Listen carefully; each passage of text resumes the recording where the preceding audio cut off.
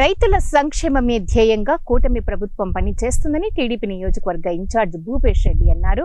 సోమవారం కడప జిల్లా జమ్మలమడుగు వ్యవసాయ మార్కెట్ కమిటీ కార్యాలయం ఆవరణంలో కందుల కొనుగోలు కేంద్రాన్ని వారు ప్రారంభించారు.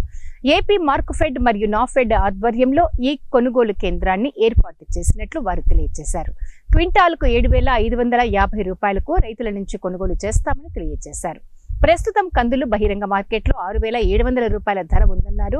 రైతు మేలు కోసం 800 రూపాయలు అదనంగా చెల్లించి ప్రభుత్వం రైతు వద్ద తీసుకుంటున్నట్లు వారు తెలియజేశారు. ఈ అవకాశాన్ని రైతులు సద్వినియోగం చేసుకోవాలని కోరారు. బహిరంగ మార్కెట్లో 6,700 ఉంటే ఈరోజు కందుల్ని 7,550 మద్దతు ధర ప్రకటించి మంచి ప్రభుత్వాన్ని మరొకసారి నిరూపించుకుంది.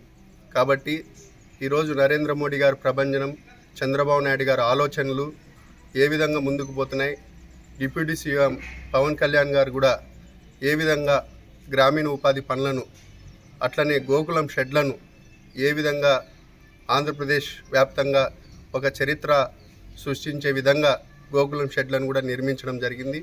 మళ్ళీ దశలో కూడా గోకులం షెడ్లు ప్రతి నియోజకవర్గానికి, ప్రతి మండలానికి 25 నుంచి 30 గోకులం షెడ్లను కూడా మళ్ళా పెట్టడం జరుగుతూ ఉంది. కాబట్టి ప్రజలను ఏ విధంగా అభివృద్ధిలో అనుసంధానం చేయాలా, సంక్షేమాన్ని ఏ విధంగా ముందుకు తీసుకొని పోవాలని ఒకటే కాదు, అభివృద్ధి సంక్షేమం అనేది రెండు ముఖ్యమనే దాంతో ఈ ప్రభుత్వం ముందుకెళ్తుంది. కాబట్టి మంచి ప్రభుత్వాన్ని మరొకసారి నిరూపించుకుంటుంది. ఇక్కడున్న ప్రతిపక్ష నాయకులు 7 నెలలు 8 నెలలు గవర్నమెంట్ని విమర్శించే పరిస్థితి వస్తుంది. చాలా సీనియర్లు వాళ్ళు కూడా ఎమ్మెల్యేలుగా, మంత్రులుగా, ఎమ్మెల్సీగా కూడా ఉన్నారు. కాబట్టి ఏదైనా ప్రభుత్వం మంచి చేస్తున్నప్పుడు గత ప్రభుత్వం ఈ ప్రభుత్వం ఏం చేస్తూ ఉంది?